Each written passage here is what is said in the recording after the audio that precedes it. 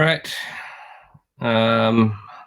Welcome, everybody. So this is going to be a general track presentation. Jonathan Madsen is going to be talking about performance analysis using time memory.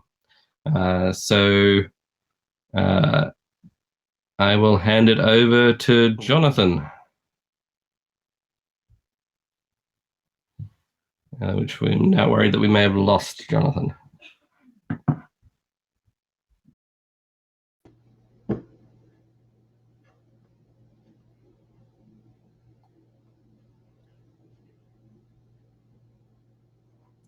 Okay, I think we're back. Cool. Once again, Jonathan Madsen will be giving this talk on the general track. He'll be talking about performance analysis with time memory. So take it away, Jonathan.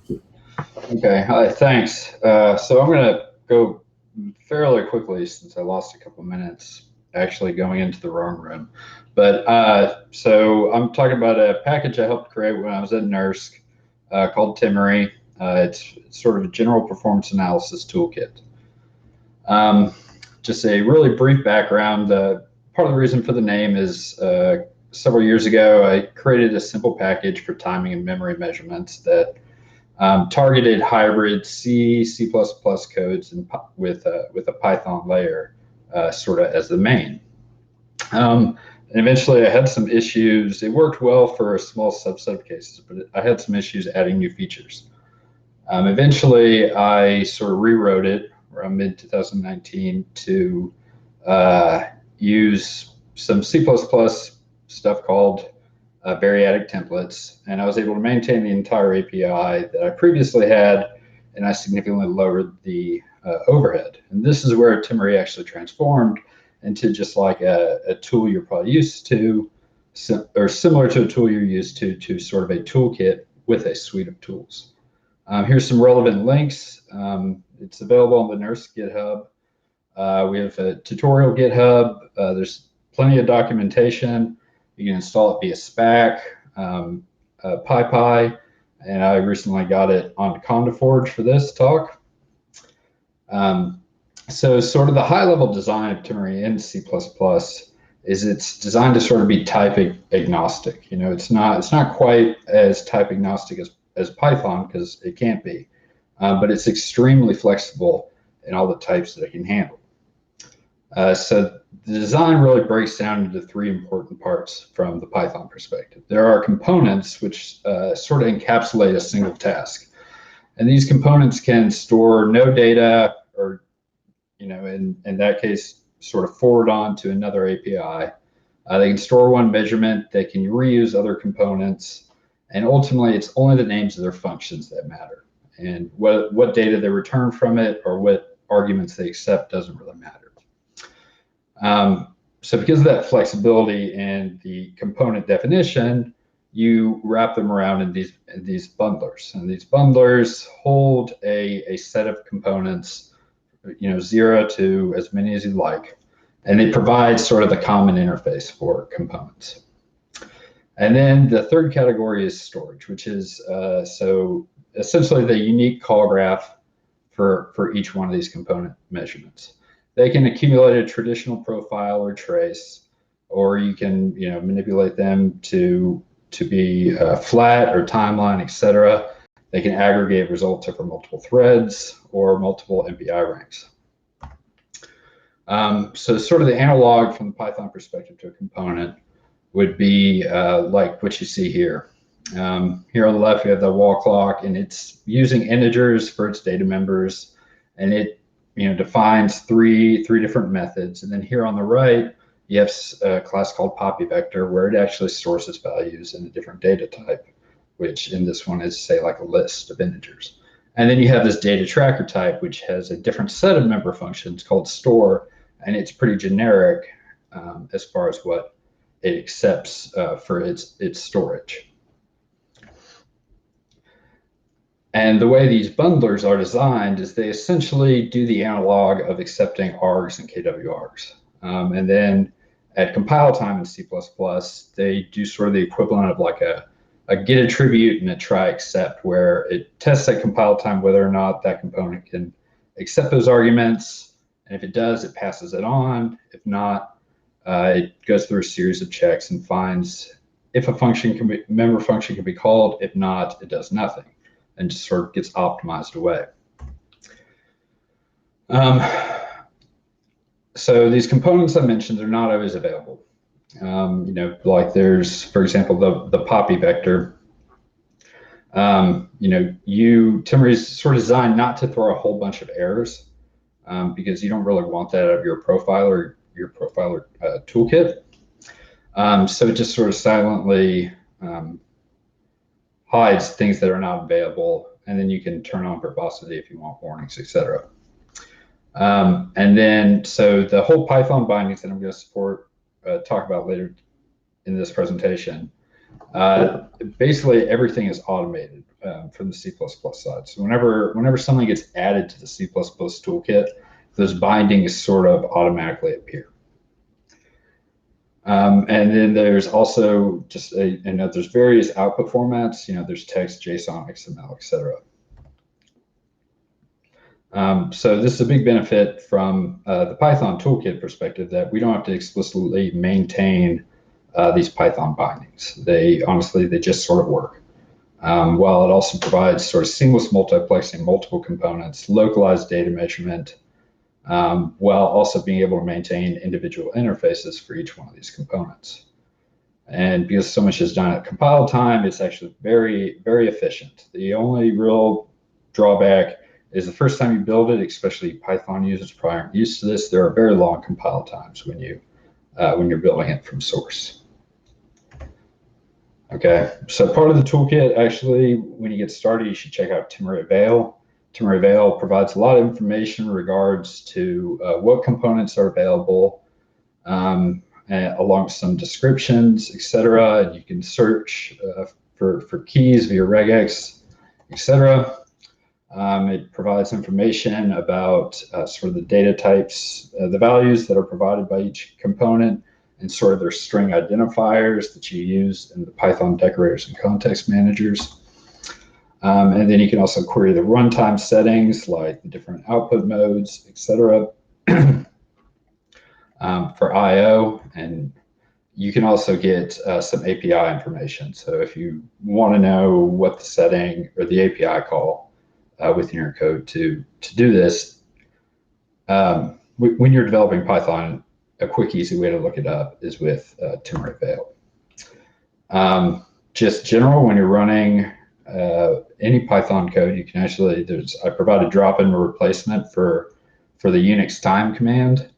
It provides a little extra info, and if Timemory was built with Poppy support, it'll actually do hardware counters. It doesn't actually probe into the application. It's just sort of that high-level timing metric around the execution of the whole application. And it supports outputting JSON, and there's a little plotter to generate a table for that data, etc.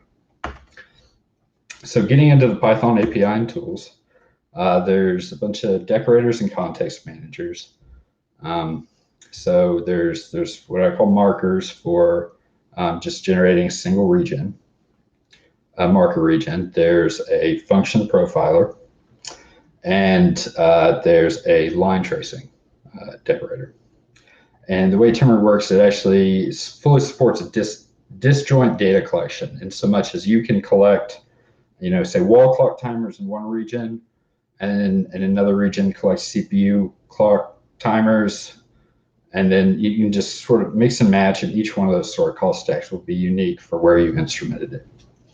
You can also store run metadata through the Python API that'll be included in the output.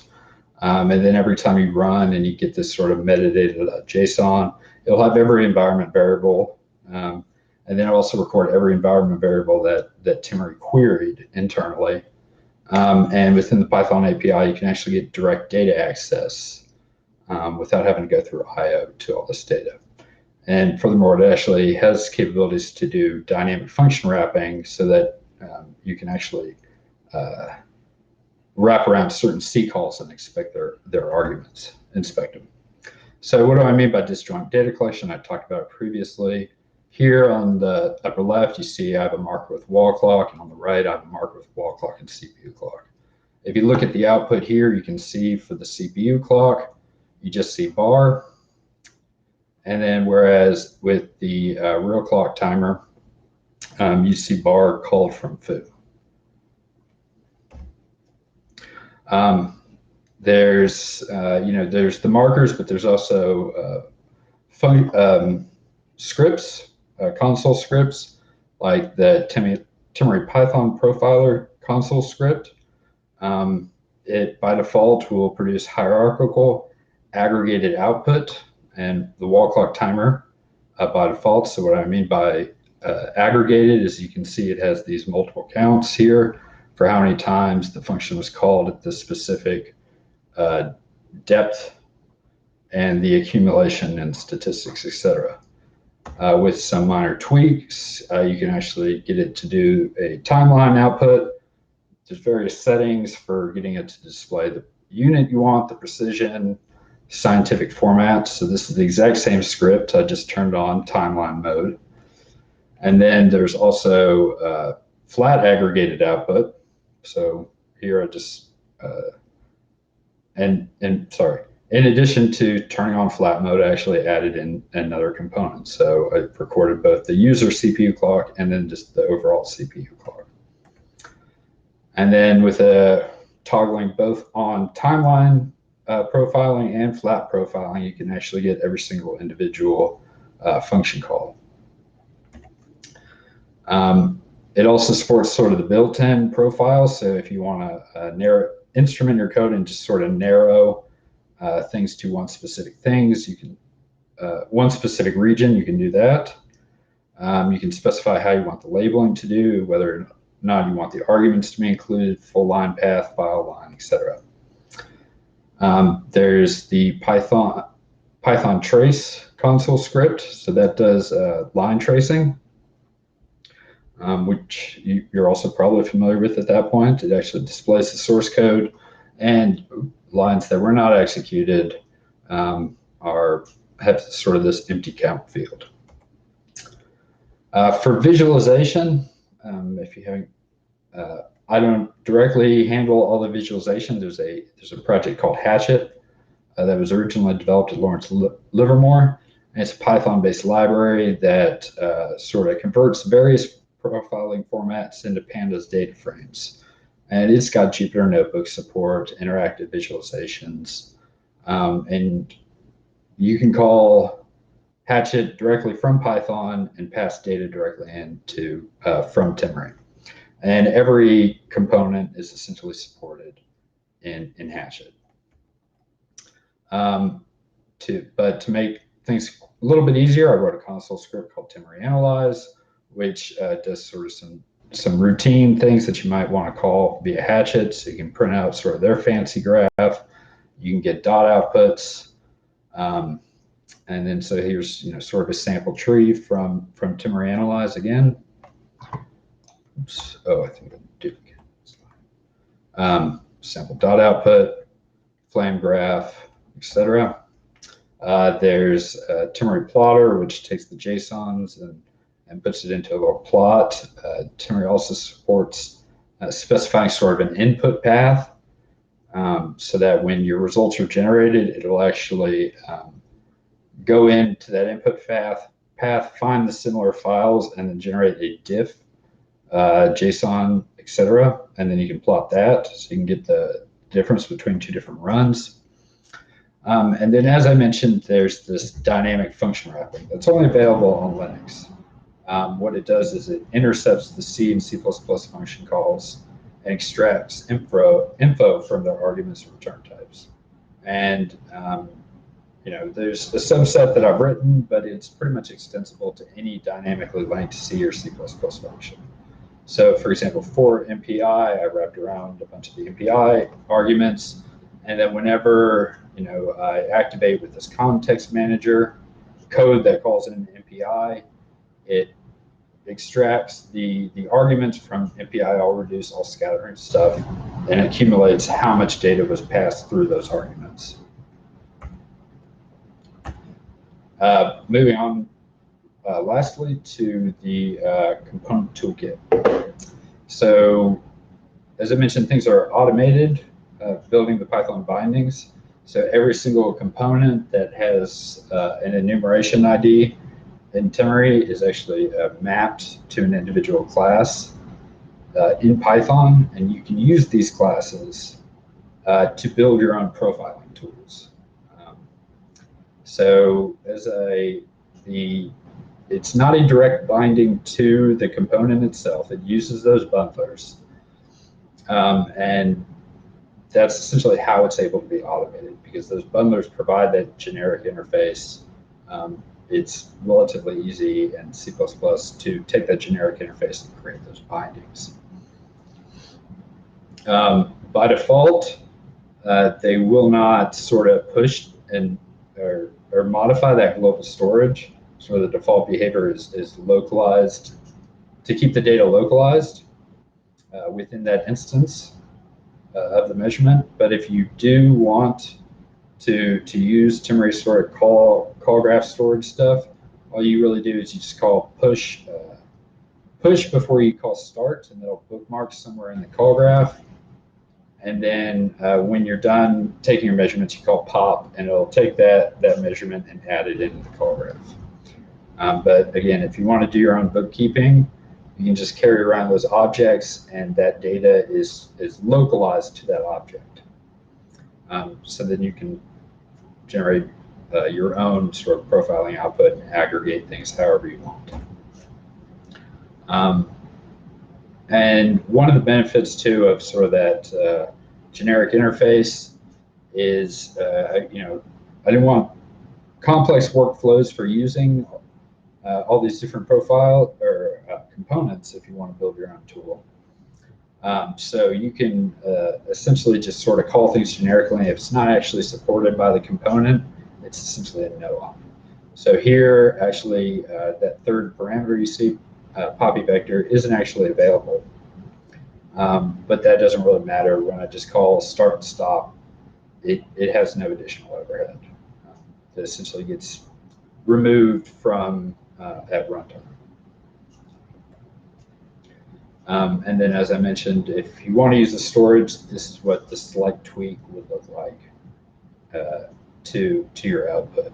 In this previous slide, without the push and pop, without this print statement, Timemory does nothing because it doesn't store anything globally, so it doesn't generate this output. And then, sort of lastly, there's this component storage. And so when you are pushing and popping to that global storage, pretty much at any time, you can kind of get the entire call graph.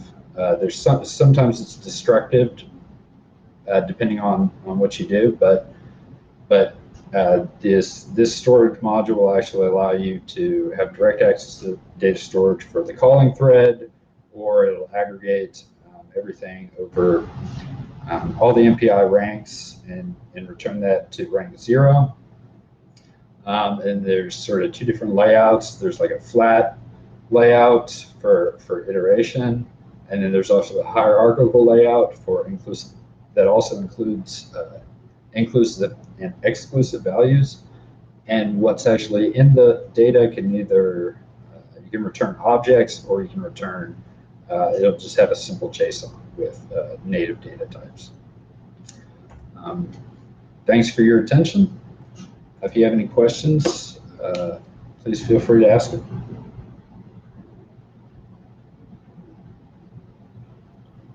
All right, thank you, Jonathan. You can join me in thanking, and we have time for some questions. I see that there's one already there. Let's see if I can bring it up. The question is, what do you see, or what advantages do you see, or how does it contrast with other packages such as airspeed velocity or PyTest benchmark? Is it customizability, or is it something else? Well, so I've never heard of airspeed velocity. And I specifically haven't tried PyTest benchmark, but so one of the things that, say, does PyTest benchmark, for example, include the ability to collect, say, hardware counters, or to enable, say, if your benchmark was calling the CUDA API somewhere, could it actually generate traces of the CUDA function calls, like actually do kernel timing for CUDA function calls, like if you were running, say, MBProf or Insight. Like Timemory has components for all that stuff.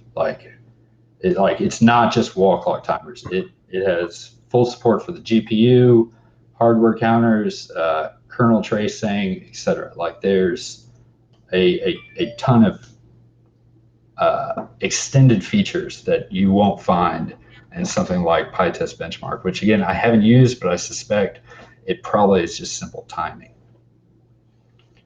And one of the things I actually provide is, if you've ever used like the line profiler, there's actually a Timemory Python line profiler. And I just made some minor tweaks to sort of their Python, like I forked it. And I tweaked their Python to actually sort of call back into Timemory. And I was able to extend the line profiler to basically support any Timemory component that's one-dimensional, returns a one-dimensional data type. So instead of, I think the line profiler is typically wall clock timer. If you use the Timemory modified version, it supports getting memory measurements per line, CPU clock per time, number of context switches per line, etc. I think there's a dozen or so different ones you can use. Cool. If there are other questions, you can enter them into the Q&A tab. I guess I had one. Okay, we've got another one here. So the question is, can Timemory assist with detecting performance regressions within a commit range of a Git-based project in an automated way? Yeah. So I mean, because you can add things into metadata, you could easily have a system, and you can read back in storage, so former outputs, and then there's like, at least the C++, I need to make sure that the bindings are available, but you can actually just pretty much do a minus equals on the entire call graph storage, and it'll find all the matches and then produce that. So yeah, and then with that diff, you could just loop through. Cool. So we've got a few minutes left. I had one question myself. What's the all profilers have some sort of overhead? What's the overhead like for Timemory, compared to something like the standard Python profilers? Well, so for the most part, it's hard for me to say specifically with regard to Python profilers, because again, I do most of my stuff in C++. And with C++, I can, at the C++ level, it's faster than just about every single profiler I've compared with. But a lot of that has to do with the fact that I can customize it at compile time so well. I'd have to check. It's going to be slightly more overhead. Say, like when I did the line profiler thing, it's slightly slower than line profiler. I think it was like 40%. But that's just minor cache effects, because I have a slightly bigger object other than the unsigned integer that they have, right? But for the most part, it has very, very low overhead. We have another question, which is, what's on the roadmap for Timemory? Where do you plan on taking it next? Well, so I did this all while I'm at NERSC, and I recently accepted a position at AMD, working on their performance analysis tools. And I can say, I can't say with 100% certainty, but most of the things that I did here, we're possibly going to either use Timemory as a backend to develop some things, or have essentially hopefully a reincarnation, something along those lines. So because certain things are in flux right now, I can't give you a definitive answer. But I will say that the one thing that I did want to extend it to is there's some limited capabilities right now with the C++ toolkit to do sampling. And that was going to be the next thing that I extended to. It's to actually function as a toolkit for sampling too, in addition to instrumentation. Cool, thank you. One last call for questions, if anyone has any. Otherwise, I'm sure if there's something which comes to you afterwards, you can reach out to Jonathan via Slack or other places in the conference. So I guess after this, there's going to be a slightly over a 5-minute break, and at I'm on UK time, not at 9 o'clock, at 3 p.m. Central Time, the Lightning's talks will start. So I hope to see you all there. Can you join me once more in thanking Jonathan for his talk?